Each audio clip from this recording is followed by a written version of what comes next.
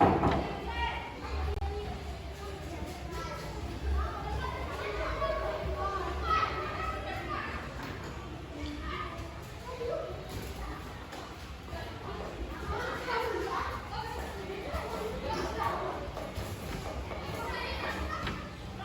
selamat pagi adik-adik. Selamat pagi Pak. Sebelum kita masuk dalam kita pamit sekolah bahwa kita dalam doa. Nah, baik Pak dan teman-teman, sebelum kita memulai pelajaran kita pada pagi hari ini, izinkan saya membacakan doa yaitu menurut ajaran dan keyakinan saya, yaitu Islam. Bismillahirrahmanirrahim. Wajibu billahi rabban, wabil islami dina, wabil muhammadin nabiyya wa rasulah, wabil zidni ilman, warzuqni fahman, wa iman nafi'ah, wa amalan mutaqabbalan. Amin. Oke, baik, terima kasih adik Sakti sudah membawa kita dalam doa.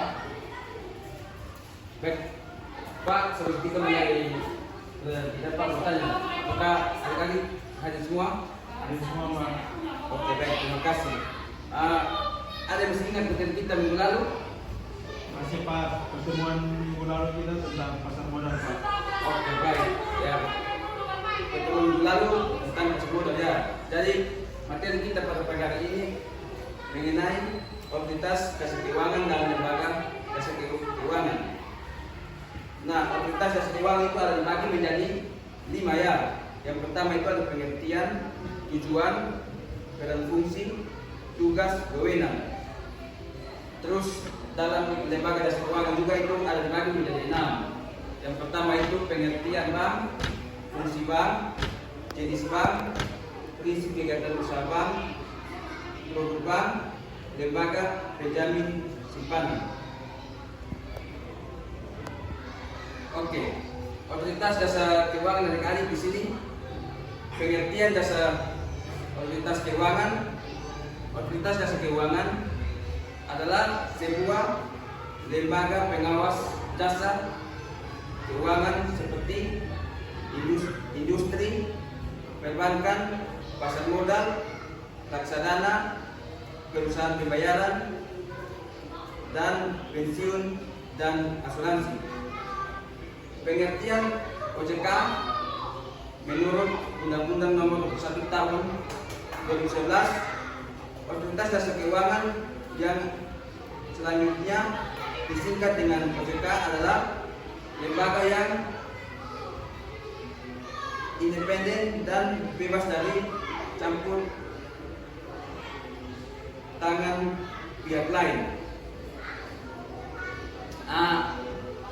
Terus adik-adik di sini ada tujuan. Tujuan di sini pendirian otoritas jasa keuangan menurut Undang-Undang Republik Nomor 21 Tahun 2011 Pasal 4, yaitu agar keseluruhan kegiatan di dalam sektor jasa keuangan yang pertama itu mampu mewujudkan sistem keuangan yang tumbuh secara berkelanjutan dan stabil ya kali. Terus yang kedua di sini ada mampu melindungi kepentingan konsumen dan masyarakat. Nah, adik-adik di dalam jasa keuangan juga ada peran fungsi atau OJK. Nah, peran fungsi OJK ialah menyelenggarakan sistem pengaturan dan pengawasan yang terintegrasi terhadap keseluruhan kegiatan di sektor jasa keuangan. Nah, di sini dalam wewenang otoritas jasa keuangan itu ada 3 kan. Jadi yang pertama itu ada mengatur dan mengawasi kelembagaan bank.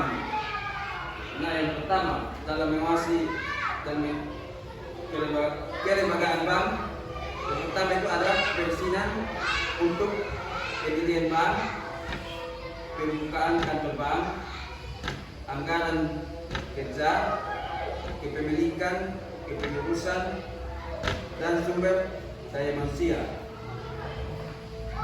Yang kedua itu kegiatan usaha bank, antara lain sumber dana, penyediaan dana dan aktivitas di bidang gas.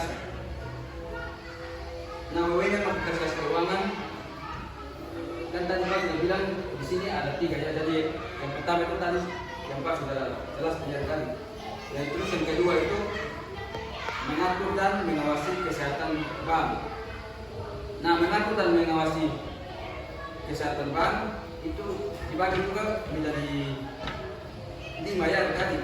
Yang pertama itu ada likuiditas, rentabilitas, solvabilitas, kualitas aset, rasio kecukupan, batas maksimum pembelian kredit, rasio pinjaman dan pencadangan bank. Terus yang kedua itu ada laporan bank yang terkait dengan kesehatan kinerja bank. Dan yang ketiga itu ada sistem informasi debitur. Dan yang keempat itu pengujian kredit atau kredit testing. Dan yang kelima itu standar akuntansi bank. Nah, dan yang terakhir itu ada mengatur dan mengawasi aspek kehati-hatian bank.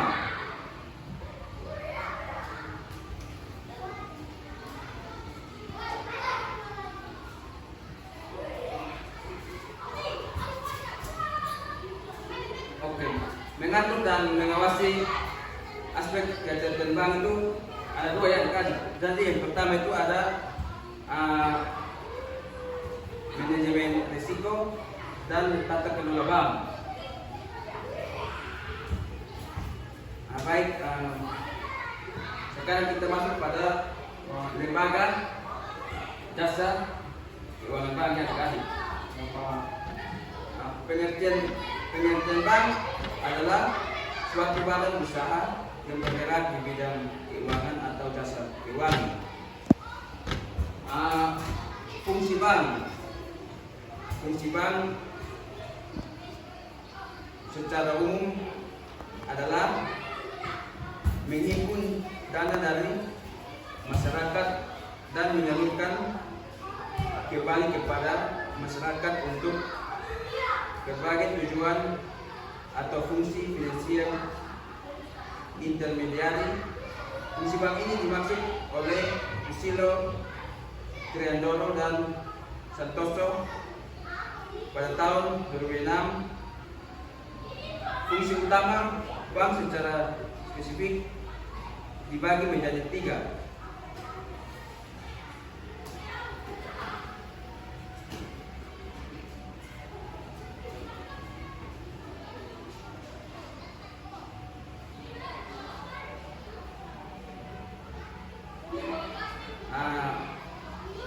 Fungsi bank utama dibagi antara lain 3 ya tadi. Yang pertama itu ada agent of trust atau kepercayaan, dan yang kedua itu ada agent of development atau pembangunan. Terus yang ketiga itu ada agent of service atau pelayanan. Nah, agent of trust atau kepercayaan di sini adalah kepercayaan adalah di sini kunci dasar utama kegiatan perbankan ini atau trust. Kepercayaan ini meliputi kegiatan menghimpun menghimpun dana dari masyarakat maupun dalam penyalurannya ke masyarakat atau bank lain. Terus yang kedua itu ada agent of development atau pembangunan. Nah, agent of development atau pembangunan itu sektor realnya dan sektor moneter adalah 2 hal perekonomian yang tidak dapat saling berinteraksi dan saling mempengaruhi. Jika salah satunya bekerja kurang baik, berpengaruh juga pada kurang baik pada sisi lainnya. Baik ya. Jadi itu dia yang dimaksud dengan agen overpayment ya. Terus yang ketiga itu ada agen of service kan. Agen of service di sini atau agen of service atau pelayan di sini selain kegiatan utama bank menghimpun dan menyalurkan uang bank, juga penawaran jasa perbankan lainnya kepada masyarakat. Jasa yang ditawarkan bank dengan kegiatan perekonomian masyarakat secara umum. Jasa di sini berupa kegiatan perekonomian masyarakat secara umum.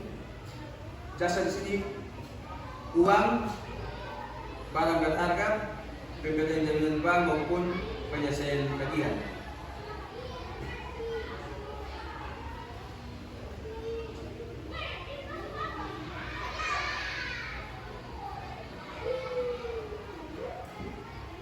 Oke, baik adik-adik, jenis-jenis bank ya adik-adik.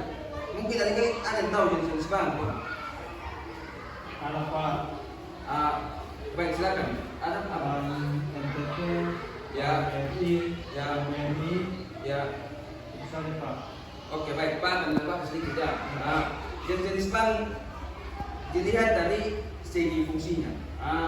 Yang tadi ada saksi yang dikasih kepada kita itu sudah betul ya. Tapi Pak akan menambahkan sedikit. Yang pertama itu ada bank sentral, bank umum, bank kreditan rakyat. Jenis bank dilihat dari status. Yang pertama itu bank devisa, bank non devisa, dan berikut jenis bank kepemilikan. Dan yang berikutnya itu ada jenis bank dilihat dari cara menentukan harga. Bank yang dilihat dari cara menentukan harga itu, yang pertama itu bank yang berdasar prinsip konvensional, dan yang kedua itu bank yang berdasar prinsip syariah. Baik, prinsip kegiatan usaha bank. Bank konvensional adalah bank yang dalam menjalankan usahanya berbasis pada prinsip bunga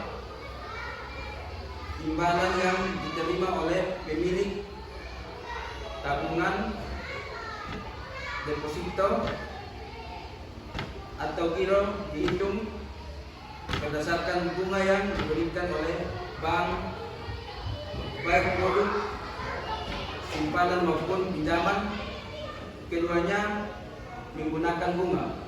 Itu untuk bank konvensional ya adik-adik.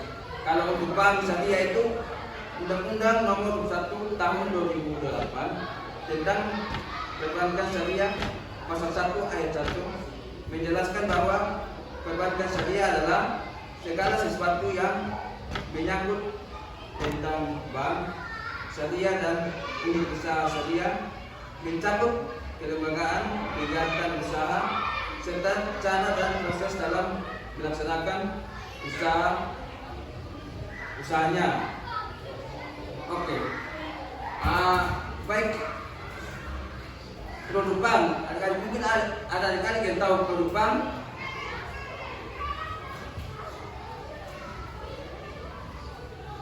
Oke, produk bank yang pertama itu tabungan, yang kedua itu ada giro, deposito, kredit, layanan jasa. Yang berikut itu adik-adik ada lembaga penjamin simpanan. Lembaga penjamin simpanan di sini adalah lembaga independen yang dibentuk berdasarkan Undang-Undang Nomor 4 Tahun 2004 tentang lembaga pembinaan lembaga penjamin simpanan atau UU LPS sebagaimana telah diubah dengan Undang-Undang Nomor 7 Tahun 2009.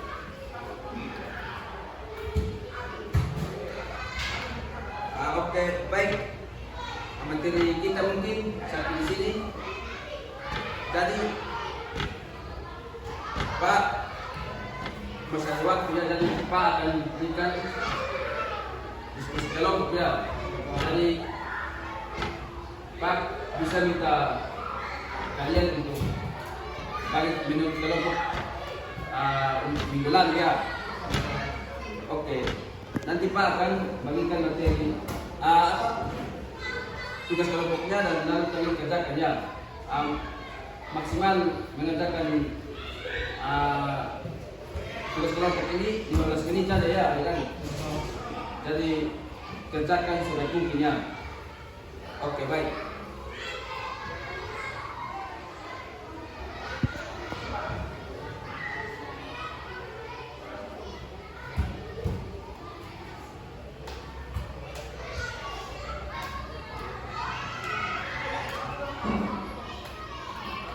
Oke, Pak sudah mengirim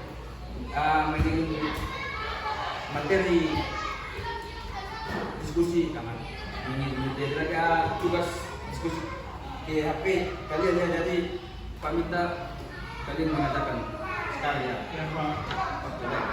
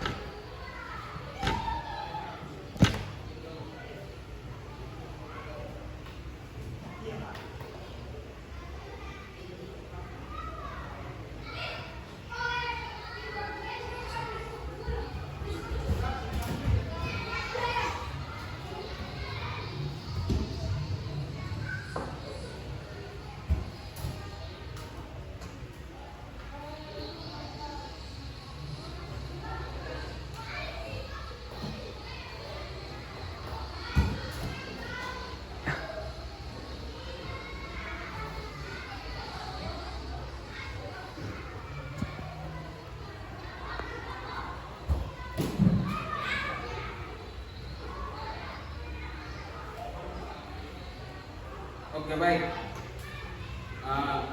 Mungkin ada kelompok yang sudah selesai mengerjakan, bisa langsung presentasikannya. Ya, sudah Pak. Oke, baik, silakan.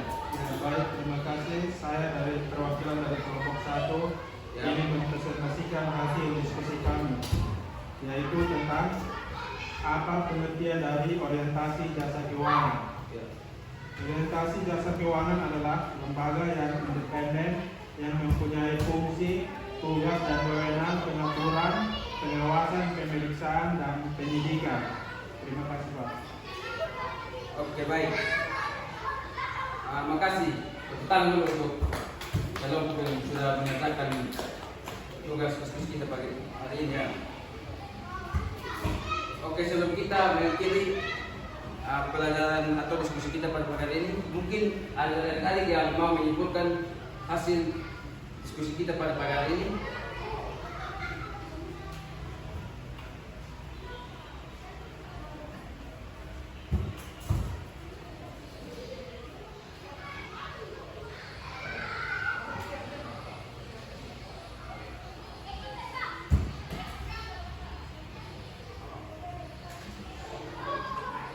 Baik, ada mungkin ada yang bisa menyebutkan diskusi kita pada pagi hari ini. Ya Pak, saya Pak. Ya, silakan.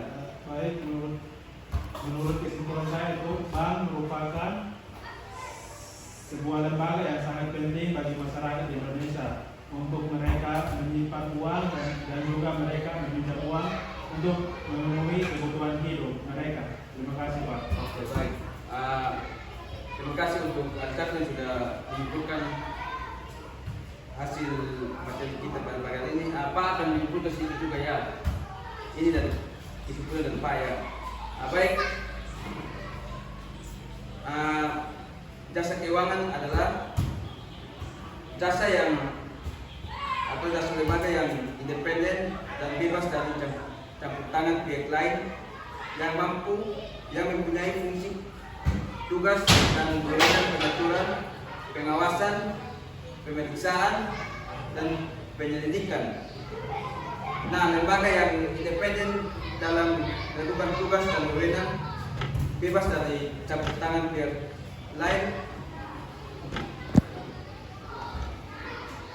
kecuali hal-hal yang secara tegas diatur dalam Undang-Undang Otoritas Jasa Keuangan.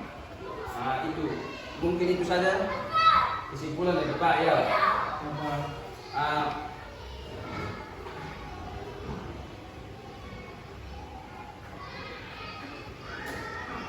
Baik, sebelum kita mengakhiri pembelajaran kita atau diskusi kita pada pagi hari ini, mungkin Pak akan sedikit ini kasih materi untuk minggu depan kita pelajari ya. Materi di sini yang pertama mendefinisikan pengertian pasar modal, dan yang kedua itu menjelaskan fungsi pasar modal ya adik-adik. Itu untuk materi minggu depan.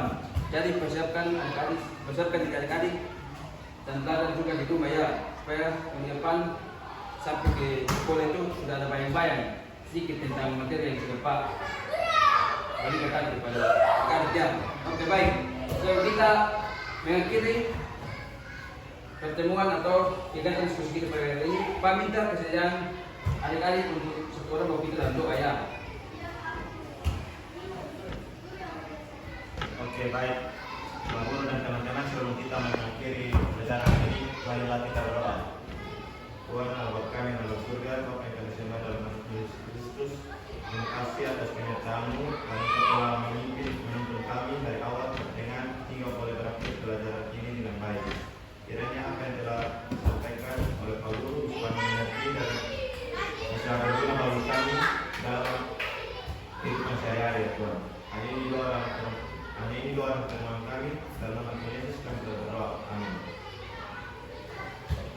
Oke, terima kasih untuk dari kami yang sudah wakil dan doa. Oke, sekian dari Pak. Selamat pagi. Pagi Pak.